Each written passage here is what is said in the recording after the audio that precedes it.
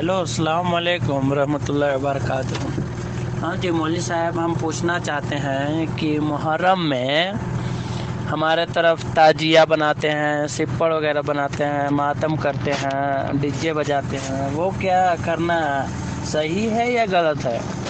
हमारे तरफ तो करते हैं, पर हम लोग तो मेरे घर पे नहीं करते हैं और सब लोग करते हैं मेरे घर पे। तो हमने बोला कि ऐसा कीजिए मुहर्रम के समय में कि 10-20 आदमी को जो भी हैं, गरीब लोग जो भी हैं, उनके लिए कुछ बनाकर खिलाएं। ऐसा मैंने बोला घर पे, और सब लोग ऐसा ही करते हैं। और सब अगल बगल का पड़ोसी लोग सब लोग हैं तो वैसा ही करते हैं, सिपड़ ताजिया और वो डीजे बजाते हैं और वो मातम करते हैं। ये क्या सही है या गलत है? मैं इसके बारे में चर्चा करना चाहता था आपसे। खुदा हाफिज़।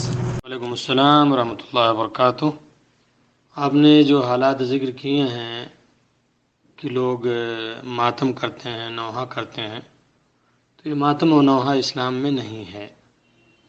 ये सब चीज़ें जायज़ और दुरुस्त नहीं हैं, और ये सब नबी सल्लल्लाहु अलैहि वसल्लम और आपके सहाबा का तरीक़ा नहीं है। अलबत्ता 10 मुहर्रम को प्यारे नबी सल्लल्लाहु अलैहि वसल्लम से रोज़ा रखना साबित है,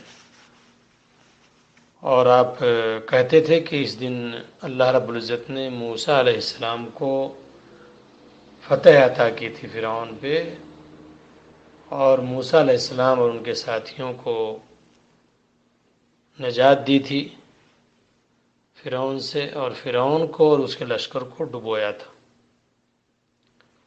तो उसके शुक्राने में मूसा अलैहिस्सलाम ने और मूसा अलैहिस्सलाम के साथियों ने रोज़ा रखा था।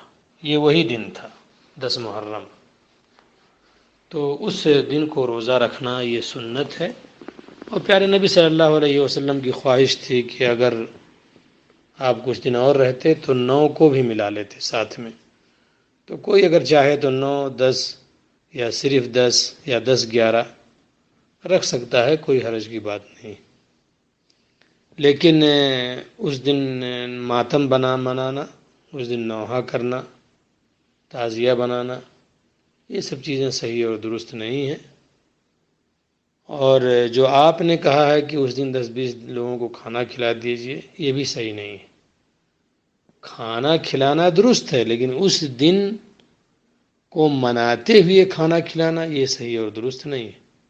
इस्लाम में उस दिन की उतनी ही हकीकत है जितना मैंने आपके सामने बयान किया। हाँ, अगर लोग रोज़ा रख रहे हैं तो आप उन्हें इफ्तार करवा सकते हैं 10 मुहर्रम के दिन रोज़ा रखने की वजह से, ना कि मातम की वजह से। तो ज़रूरी है कि इस चीज़ के अंदर फ़र्क करें, और आपने जो कहा है उसको मना करवा दें। अल्लाह रब्बुल इज़्ज़त हमारे आपके मामलात को आसान फरमाए। अल्लाह हमें सही रास्ते पे अमल करने की तौफ़ीक़ अता फरमाए। बारकल्लाहु फ़ीकुम। अस्सलामु अलैकुम रहमतुल्लाहि व बरकातुहू।